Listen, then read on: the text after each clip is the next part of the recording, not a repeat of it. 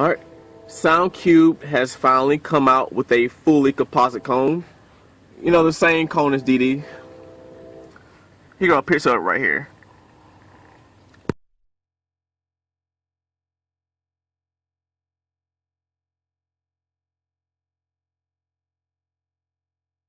So finally, the fully carbon cone that DD has been using for years is finally available for the Sun company SoundQubed.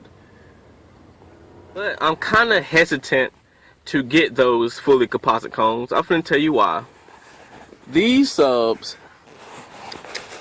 have the same spiders as DD, the Nomad spiders, and they take forever to break in properly. I mean, I had these subs for a year now, and look, they are still stiff. I'm putting a lot of pressure on them. They're just still freaking brick hard.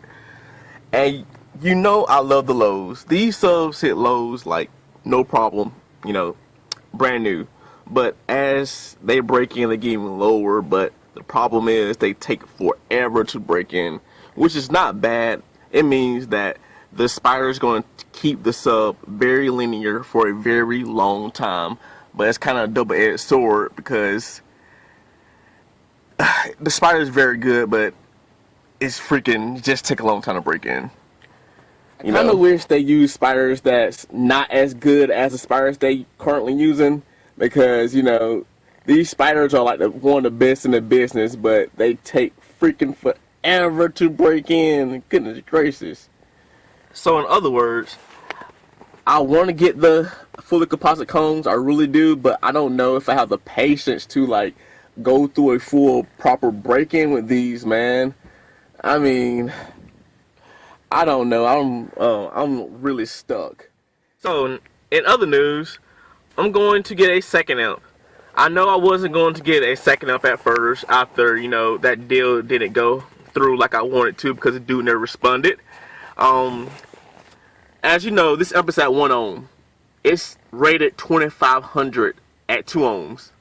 It's at 1 ohm. It's putting out more power than that. And, you know, I thought I was satisfied. Well, I am kind of satisfied with this 1 amp at 1 ohm, but, you know, I'm a bass head, so, you know, I want a little bit more, so I'm going to get a second amp. But before I get the second amp, I gotta get my voltage situation, you know, clear. Because I need a voltage regulator. I need a voltage regulator.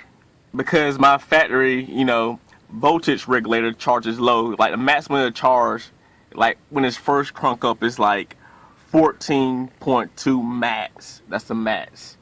You know. And, you know, I need it a little bit higher than that.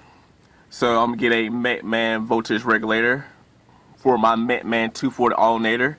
And that should help my voltage out a lot. And I got to get rid of that parasitic battery I still have up front. I still have that one bad battery that's draining, you know, the good batteries back here. So once I replace that bad battery up front and get a voltage regulator, my voltage should be stellar. And then I have, you know, enough electrical to add the second amp. And yeah, so it's probably going to be a little while before I get the second amp because I got to get the voltage regulator and the front battery first. After that, I have to focus on my mids and highs. I've been abandoning my mids and highs for so long. They need an upgrade really, really bad. So, you know, after I get the electrical upgrades, I'm going to focus on my mids and highs a little bit. And then, you know, I'm going to get the second, you know, kicker amp. Yep. And I already have this badass JL audio amp for my mids and highs. It does the same power between 1 and 4 ohms. It will make a bad sounding mid and high sound good.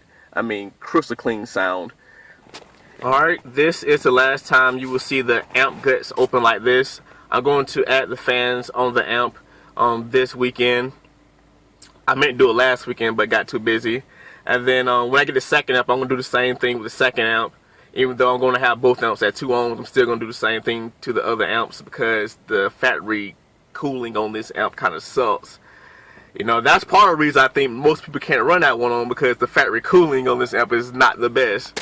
I know I said almost every week this box is going to get painted soon, but I gotta sand this whole big ass box. I gotta sand all these corners first before I even paint it. Man, it's gonna be a pain in the ass to take this big ass box out, man. So for now on, I'm just gonna say it's going to get painted and never. Oh man, if I had more help, it'll probably get painted sooner.